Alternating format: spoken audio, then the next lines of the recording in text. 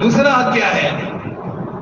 دوسرا حق یہ ہے کہ ہمیں سب سے زیادہ بھروسہ، ہمیں سب سے زیادہ توکل اللہ پر ہو۔ میں نے روایت دیکھی اس کا پہلا انعام برکت والی روزی اور عافیت والی روزی ہے۔ دنیا میں اللہ پر توکل کا پہلا انعام برکت والی اور عافیت والی روزی ہے۔ سیرت کے 2 واقعات دیکھیں۔ حضرت علی رضی اللہ عنہ بیٹھے ہوئے ہیں، اتنے میں ایک سائل آیا اور کہا اللہ کے واسطے کچھ دے دو۔ حضرت علی نے حضرت حسن کو فرمایا جاؤ اپنی والدہ کے پاس سے 1 درہم لے آؤ۔ حضرت حسن آئے والدہ کے پاس، امی جان ابا 1 درہم مانگ رہے ہیں۔ تو حضرت فاطمہ نے یاد دلایا کہ ابا کو یاد دلاؤ کہ درہم تو آپ نے آٹے کے لیے رکھے۔ حضرت حسن نے آ کر کہا، فرمایا اب امی کو کہو گھر میں ہمارے 6 درہم ہیں، 6 کے 6 دے دو۔ اللہ اکبر، حضرت فاطمہ 6 کے 6 درہم دے دی۔ لیکن حضرت علی نے 2 تاریخی کلمات کہے ہیں۔ پہلا جملہ کہا، انسان کا ایمان توکل کے اعتبار سے کامل نہیں ہو سکتا ہے جب تک جو چیز اللہ کے خزانے میں ہے اس پر زیادہ بھروسہ نہ ہو جائے ان چیزوں کے مقابلے میں جو اس کے پاس ہے۔ اس توکل کا پہلا انعام روایت میں ہے۔ کیا ابھی مجلس سے اٹھے بھی نہیں، اتنے ایک شخص اونٹ لے کر جا رہا۔ حضرت علی نے پوچھا اللہ کے بندے اونٹ بیچے گا؟ فرمایا ضرور بیچوں گا۔ فرمایا قیمت ادا کرنے کے لیے نہیں ہے تو ادھار دے گا؟ فرمایا ادھار لے لو، کیا باندھ دیں۔ اتنے میں دوسرا شخص آیا، مولانا اشرف رحمۃ اللہ علیہ نے کہا اپنے زانوں کو حرکت بھی نہیں دی۔ اس سے پہلے دوسرا شخص آیا اور کہا یہ اونٹ کس کا ہے؟ حضرت علی نے کہا میرا ہے۔ فرمایا بیچو گے؟ فرمایا خرید لو۔ کیا قیمت ہے؟ فرمایا 200 درہم۔ وہی اٹھا کر دے دیے۔ اللہ اکبر، 140 جسے اونٹ لیا تھا اس کو دے دیے، 60 لے کر حضرت فاطمہ کے پاس چلے گئے۔ حضرت فاطمہ نے کہا یہ کیا ہے؟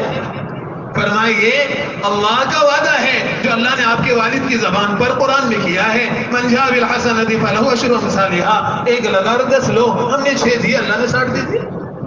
اس پر ہم نے کہا اللہ پر بھروسے کا توکل کا پہلا وعدہ اللہ کا، اللہ نے بے گمان اور برکت والی روزی دے دی۔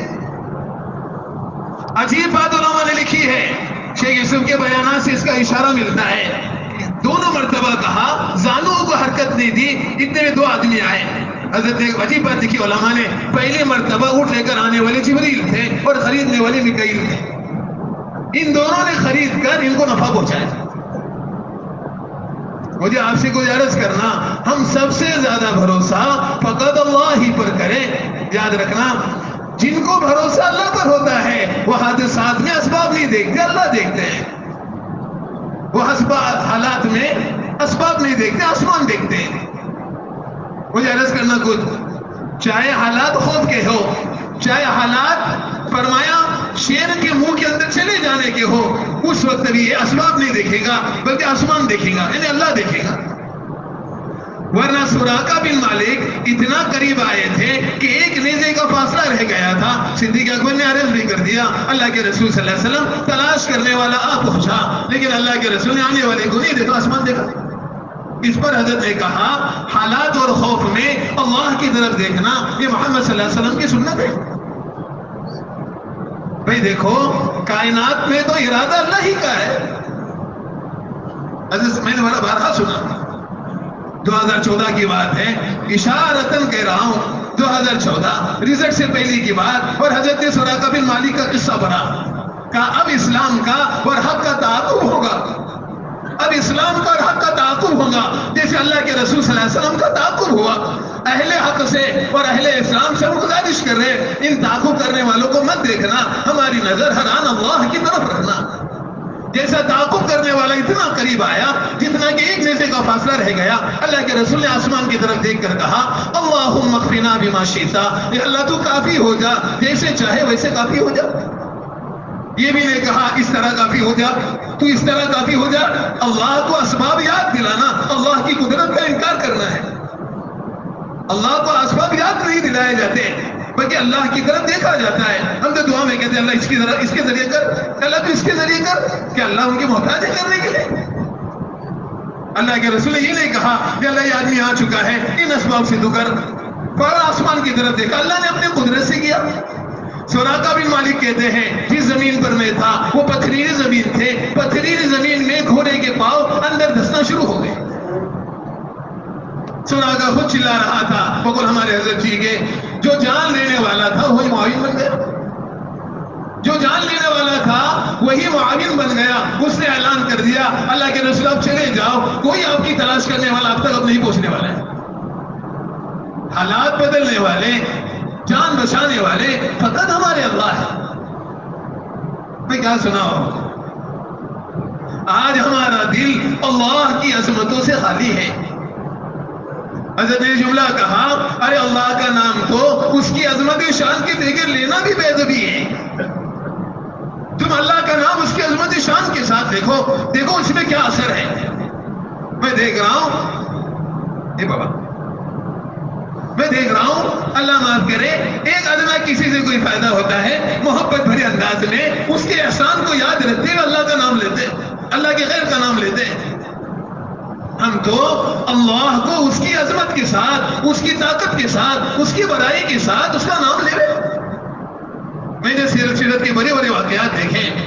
اللہ کے رسول پر تلوار منڈلا رہی ہے اور نیند سے بیدار کر کے کہہ رہا ہے بتاؤ آپ کو کون بچائے گا. لیکن اس نام کے لینے میں اتنی عظمت تھی، اس میں اتنی ہیبت تھی کہ جیسے کہا ویسے اس کے ہاتھ میں راشدہ تاری ہو گیا، تلوار نیچے گر گئی. ایک روایت میں ہے کہ آسمان سے جبریل نے سینے پر ہاتھ مارا، لیکن حضرت نے کہا وہ اللہ کے نام کی اور ہیبت تھی جس کی وجہ سے اس کا اثر ظاہر ہو گیا. آج اللہ معاف کرے ہمارے دل میں اللہ کے نام کی عظمت بھی نہیں، ہمارے دل میں اللہ کے نام کی ہیبت بھی نہیں، اس کی وجہ سے اس کا اثر اللہ کے غیر پر ظاہر نہیں ہو رہا. ورنہ اللہ کے نام کی عظمت کا اثر اللہ کے غیر پر کیسے ظاہر ہوتا تھا. کیا بتاؤ آپ کو روایت ہے خالد بن ہشام اموی کو سیدنا ابو بکر صدیق رضی اللہ عنہ نے شاہ روم بھیجا. جیسے یہ روم پہنچے تو شاہ روم کھڑکی سے ان کو دیکھ رہا تھا، یہ کیسا کھچر پر سوار ہو کر آیا ہے، اس نے ہماری حکومت کی جڑیں ہلا دی ہے. اب ان کی قد اتنا پستا، تلوار اتنی چھوٹی، چمڑے کے ہاتھ کے اندر ڈھال، لیکن ہماری فوجیں ساری طاقت ان کے سامنے بے بس ہے. یہ ہے کون، ان کو دیکھو تو چلے. سارے کرنل اور سارا روم کا مملکت ان کو روم کھڑکی سے دیکھ رہا ہے، دیکھو تو صحیح کیا ہے ان کے اندر. اتنے میں یہ سواری سے نیچے اترے اور دو کلمات کہے لا الہ الا اللہ اللہ اکبر، اللہ کے سوا کوئی معبود نہیں، اللہ کی ذات سب سے بڑی ہے. یعنی جتنا اللہ کے غیر کا نقشہ وہاں قائم تھا ان دو الفاظ سے ان سارے نقشوں کی نفی کر دی. اس کا اثر کیا تھا کہ بادشاہ کا محل ایسا ہل رہا تھا جیسے ہوا چلنے کے بعد درخت پر ٹہنی ہلتی ہے. شاہ روم وہاں سے آواز دے رہا ارے اللہ کے واسطے تمہارے مذہب کا کوئی کلمہ یہاں مت کہو، تمہاری اس کلمے کی ہیبت کی وجہ سے میرا پورا محل ہل رہا ہے. اندر چلے گئے، شاہ روم نے بٹھایا، سارے رومی کرنل بیٹھے ہوئے. فرمایا اللہ کے بندے تو نے جو نیچے کلمہ کہا پھر سے اس کو دہرا دے. انہوں نے پھر سے دہرایا تو پھر اس کا ملک ہلنا شروع ہو گیا. شاہ روم نے سوال کیا کیا تم اپنے ملک میں یہ کلمہ کہتے ہو تو تمہارا بھی ملک ہلتا ہے یا میرا ہی ملک ہل رہا ہے؟ فرمایا نا یہ تو آپ ہی کا ملک ہل رہا ہے. اس نے شرم کی وجہ سے سر نیچے کیا. فرمایا کاش کہ تو یہ کہتا کہ تمہارا بھی ملک ہلتا ہے، میں کہتا یہ شعبدہ بازی ہے، لیکن تم کہہ رہے ہیں فقط میرا ملک ہل رہا ہے. یہ تمہارے ساتھ اللہ کی غیبی نصرت ہے. میں کیا بتاؤں، اتنے واقعات حیات الصحابہ میں ہے. اللہ کے کلمات کے سامنے چیزوں کا اثر اللہ ختم کر دیتے تھے. بقول ہمارے حضرت کے جس کا تاثر دل سے نکلے گا اللہ اس کی تاثیر دل سے نکال دیں گے. ورنہ اتنا بڑا دریائے دجلہ جس کے اندر 30,000 ایرانی ڈوب کر مرے تھے، 30,000 ایرانی ڈوب کر مرے تھے، لیکن وہ دجلہ اللہ اکبر صحابہ کو 4 کلمات کے برکات سے ایسا پار کیا کہ پانی کی ہمت بھی نہیں تھی کہ ان کو اندر لے گئے. ایک صحابی رسول نیچے گرے تو دوسرے صحابی نے اس کو گھسیٹا اور گھسیٹتے باہر پھینک دیا. پانی نے ان کا ایک پیالہ لیا تھا، اس صحابی رسول نے اللہ کا واسطہ دلایا، وہ بھی موجوں نے پانی کا پیالہ باہر پھینک دیا. حیات الصحابہ میں شیخ یوسف نے وہ کلمات نقل کیے ہیں جو داخل ہوتے وقت صحابہ کہہ رہے تھے. پہلا جملہ تھا نستعین باللہ، یا اللہ تجھی سے مدد چاہتے ہیں، ونتوکل علیہ، یا اللہ تجھی پر بھروسہ کرتے ہیں، حسبنا اللہ ونعم الوکیل، یا اللہ بہترین کارسازات آپ ہی کی ہے، لا حول ولا قوت الا باللہ العلی العظیم. یہ کلمات کہیں پانی کی قطرے ہمت نہیں تھی. فرمایا ان کے ایک پانی ان کو ڈبائے. اللہ معاف کرے، یہ کلمات کہہ کے ہم لوگ بھی گزرے، لیکن چونکہ ہمارے دل میں عظمت نہیں، اسی وجہ سے ہمارے دل میں ہیبت نہیں، اس کی وجہ سے ان کلمات کا کوئی اثر ظاہر نہیں ہو رہا۔ اس وجہ سے آپ سے گزارش کر رہا ہوں، ہماری انفرادی اجتماعی مجلس سے اللہ کے تذکیروں سے آباد ہو جائے، کریں گے انشاءاللہ تعالی۔